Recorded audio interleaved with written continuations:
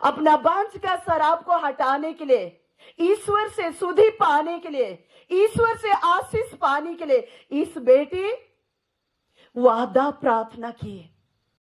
सामुएल का पहला ग्रंथ अध्याय 1 का 10 में कहता है, अन्ना दुखी होकर प्रभु से प्रार्थना करती थी और आंसू बहाती हुई। या प्रभु की वाणी है। Hallelujah, hallelujah. यहां देखो अन्ना के बारे में कह रहा है।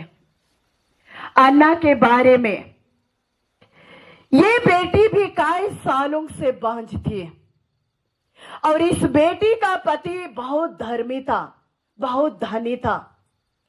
इस बेटी का पति हमेशा मंदिर जाया करता था, परमेश्वर से बहुत प्रेम करता था, परमेश्वर का आराधना स्तुति करता था। लेकिन इस बेटी अपना पति के समान नहीं चलती थी और इस बेटी के जीवन में भी प्रार्थना नहीं था, परमेश्वर पर भरोसा विश्वास नहीं करती थी, कभी मंदिर नहीं जाती थी, कभी ईश्वर के मंदिर में, ईश्वर के शरण में नहीं जाती थी, कभी परमेश्वर को नहीं पुकारती थी, जिसके कारण इस बेटी भी बांझ के शराब में जकड़ी हुई थी। लेकिन एक दिन इस बेटी का पति मंदिर गया तो इस बेटी भी जाने के लिए फैसला की और पति के साथ मंदिर गई। तो वहां पर अपना भोज करके, अपना प्रार्थना करके इस बेटी अलग से प्रार्थना करने लगी। प्रभु के बेदी के पास घुटने के बल में गई और आंसू बहा बहा के प्रार्थना में वादा प्रार्थना कर रही है। इस बेटी अन्ना ने वादा प्रार्थना कर रही है, अपना बांझ का शराब को हटाने के लिए, ईश्वर से सुधि पाने के लिए, ईश्वर से आशीष पाने के लिए इस बेटी वादा प्रार्थना की। परमेश्वर को रो रो कर बोलने लगे, परमेश्वर यदि तुम चाहे तो मुझ पर दया कर, मैं कई सालों से बांझ हूं, मुझे बच्चा का जरूरत है, मुझ पर दया कर। परमेश्वर अगर तुम मेरा बांझ का शराब को हटाएगा, मुझे नहीं भुलाएगा, मुझे पुत्र देगा, तो मैं आपका सेवा के लिए मैं अर्पित करूंगी। मैं उस बच्चा के सिर पर मैं कभी उस्तरा चलाने नहीं दूंगी, मतलब बाल को कटने नहीं दूंगी, दाढ़ी चलाने नहीं दूंगी, मैं व्यभिचार करने नहीं दूंगी, मैं नशा पीने नहीं दूंगी, मैं पाप के मार्ग में चलने नहीं दूंगी। मैं आपका सेवा के लिए उस बेटा को मैं अर्पित करूंगी।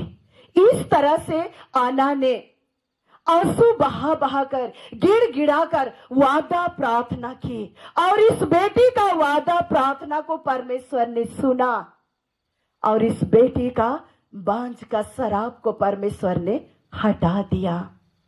इस बेटी को परमेश्वर ने सुधी लिया। इस बेटी भी एक सुंदर बेटा के साथ आशीष हुआ। इस बेटा का नाम था सामुएल, जो प्रभु का सेवा के लिए 2.5 साल के उम्र में प्रभु का सेवा के लिए बेदी में अर्पित कर दिए।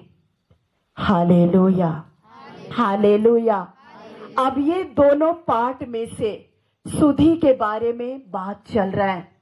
आपके जीवन में क्या परेशानी है, हमें राहेल सिखा रही है, हमें अन्ना सिखा रही है। अन्ना के जीवन में क्या दुख था, राहेल के जीवन में क्या दुख था, तो उसी प्रकार आपके घर में क्या दुख है, आपके जीवन में क्या दुख है, पति पत्नी के रिश्ता में क्या दुख है, उस दुख से बाहर निकलने के लिए आप सबको बेदी के पास जाना होगा। राहेल के समान प्रार्थना करना होगा।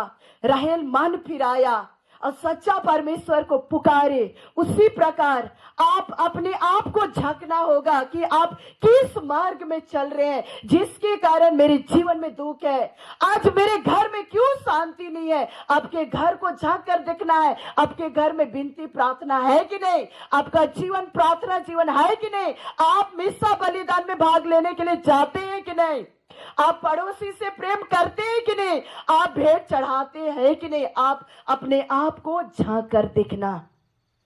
हमें रहेल सिखा रही है, हमें अन्ना भी सिखा रही है। ये दोनों बहनें कैसे वंश का शराब से आजाद हुए, तो यही बहन लोग के समान आप सबको भी करना होगा, तब जाके आपके घर में शांति आएगी, आप शांति को देखेंगे, दुख से आजाद हो जाएंगे। हालेलुया। पिता और पुत्र पवित्र आत्मा के नाम पर आमीन। चढ़ावा।